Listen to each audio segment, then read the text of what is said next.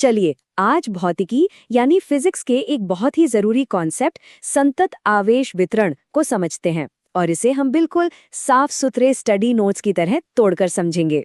तो चलिए शुरू करते हैं और सबसे पहले ये समझते हैं कि आखिर इस कॉन्सेप्ट की हमें जरूरत ही क्यों पड़ी। मतलब ऐसी क्या मुश्किल थी जिसे सुलझाने के लिए ये तरीका निकालना पड़ा। जरा सोच कर देखिए, अगर किसी चीज पर खरबों अरबों छोटे छोटे चार्ज हैं और हमें उन सब की वजह से कुल इलेक्ट्रिक फील्ड निकालना है, तो क्या हम एक एक चार्ज को जोड़ते बैठेंगे? ये तो प्रैक्टिकली नामुमकिन है। जैसा कि हमारे सोर्स बताते हैं, वैसे तो चार्ज क्वांटाइज्ड होता है, मतलब छोटे छोटे पैकेट में होता है। लेकिन जब हम किसी बड़ी चीज की बात करते हैं, जिसे स्थूल पैमाने पर देखना कहते हैं, तो एक एक चार्ज को अलग अलग गिनना बहुत ही ज्यादा मुश्किल और उलझाने वाला काम हो जाता है। तो फिर इसका हल क्या है? अच्छी बात यह है कि फिजिक्स के पास इसका एक बहुत ही शानदार, एक बहुत ही एलिगेंट सॉल्यूशन है। हम बस थोड़ा जूम आउट करते हैं।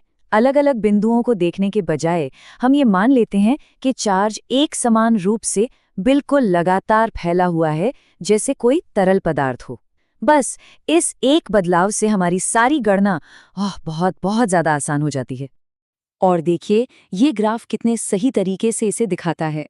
ये सीधी लाइन बता रही है कि आवेश घनत्व यानी चार्ज की डेंसिटी हर जगह एक जैसी है, बिल्कुल वैसे ही जैसे टोस्ट पर मक्खन हर कोने में बराबर फैला हो। अब ये जो लगातार फैलाव है, ये तीन तरह का हो सकता है। या तो एक लाइन के ऊपर, या किसी सतह के ऊपर, या फिर किसी चीज के पूरे वॉल्यूम के अंदर। चलिए एक एक करके इन तीनों को समझते हैं। तो आते हैं हमारे पहले केस पर, यानी जब चार्ज एक डायमेंशन में एक लाइन पर फैला हो। इसे कहते हैं रेखिक आवेश घनत्व, जिसे हम दिखाते हैं ग्रीक अक्षर लैम्डा से। इसका मतलब बहुत सीधा सा है, हर एक यूनिट लंबाई में कितना चार्ज है। बस मान लीजिए 1 मीटर लंबे तार पर 2 कूलम चार्ज है, तो उसका रेखिक आवेश घनत्व हो गया 2 कूलम प्रति मीटर। और ये डायग्राम इस आइडिया को बिल्कुल साफ कर देता है। सोचिए, एक पतला सा तार है या फिर कोई अंगूठी, जिस पर चार्ज सिर्फ उसकी लंबाई या कहें तो उसकी गोलाई पर ही फैला हुआ है। चलिए अब एक डायमेंशन से आगे बढ़कर 2 डायमेंशन में चलते हैं। देखते हैं जब चार्ज किसी सतह पर फैला हो तो क्या होता है। अब आता है पृष्ठीय आवेश घनत्व यानी सिग्मा। इसका काम है ये मापना कि किसी सतह के हर वर्ग मीटर पर कितना चार्ज फैला हुआ है। सीधी सी बात है, चार्ज को एरिया से भाग दे दो। ये कहाँ काम आता है? सोचिए, कोई पतली सी मेटल की शीट है या एक खोखला गोला, जहां सारा चार्ज उसकी सतह पर ही है, उसके अंदर कुछ नहीं। और अब आखिर में बात करते हैं 3D की, जब चार्ज पूरे वॉल्यूम में मौजूद हो।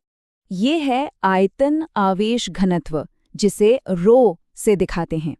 और जैसा कि नाम से ही पता चल रहा है, ये बताता है कि किसी चीज के हर घन मीटर के अंदर कितना चार्ज भरा हुआ है। इसका सबसे अच्छा उदाहरण है कोई नॉन कंडक्टिंग स्फीयर, जैसे कि एक रबर की गेंद। यहाँ चार्ज सिर्फ सतह पर नहीं, बल्कि पूरे वॉल्यूम में अंदर तक एक समान रूप से फैला होता है।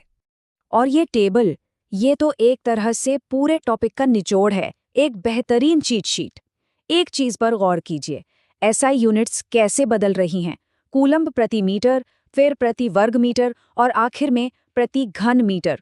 ये पैटर्न याद रखने में बहुत मदद करता है।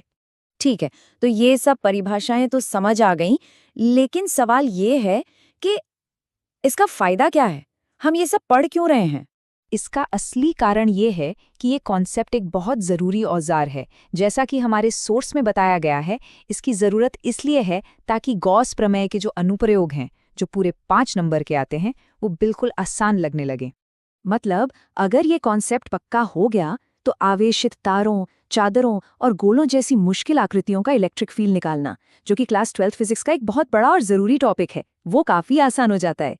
तो सबसे बड़ी बात हमने क्या सीखी?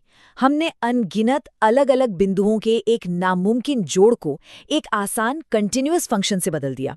ये जो जूम आउट करके मुश्किल चीजों को आसान बनाने का आइडिया है ना, ये साइंस में हर जगह काम आता है।